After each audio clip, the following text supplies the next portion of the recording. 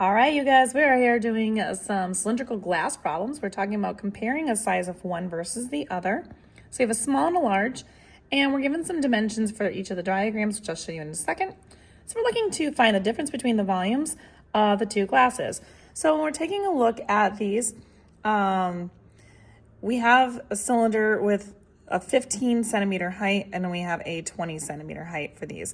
Now they both have a diameter given to us. So as you can see above each of them, I placed the radius there. The radius is always half of the diameter.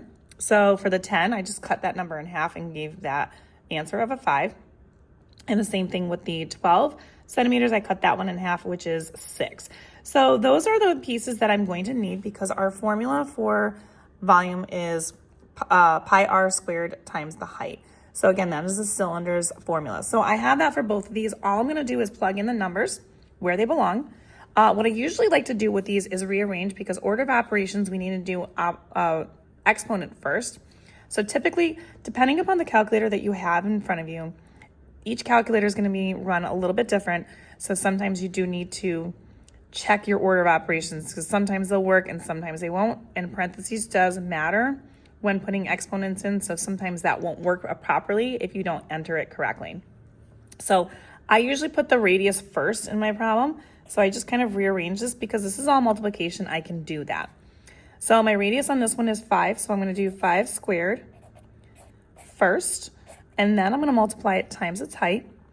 And I'm going to show you how to do the exact as well as the approximate on this so you can figure out the answers for both of these. So we're going to just go ahead and go walk through this.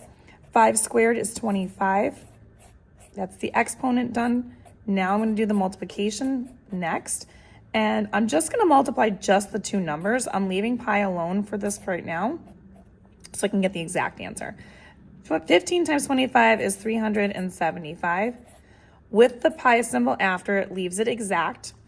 And that is centimeters cubed for this one.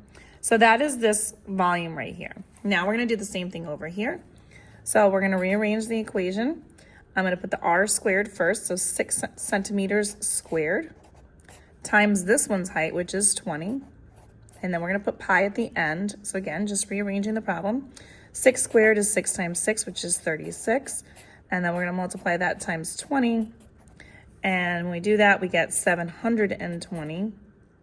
And this is going to be in pi centimeters cubed.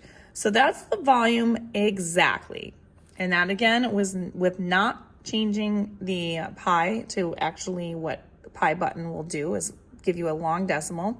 So this is your exact answer. So if I'm trying to find out the difference between the two of them, I'm taking the larger one, 720 pi, and I'm going to subtract the smaller one, 375 pi, to find out what the difference between the two of them is.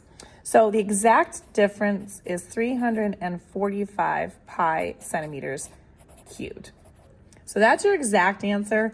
And then if I'm going to use the pi button on my calculator, all I'm going to do on that is just take that number 345, hit the multiplication, and then hit the pi button on my calculator to get my approximate answer. And when I do the approximate answer, it is going to be about 1,083.8. We're going to always round to the nearest tenth centimeters cubed on this one. So this is your approximate difference between the two. And if you want more questions like these, find them on my YouTube, Instagram, and TikTok at U1Algebra. All these will be located in the volume portion of my playlist. Don't forget, save this for later, share, like, and follow me for more.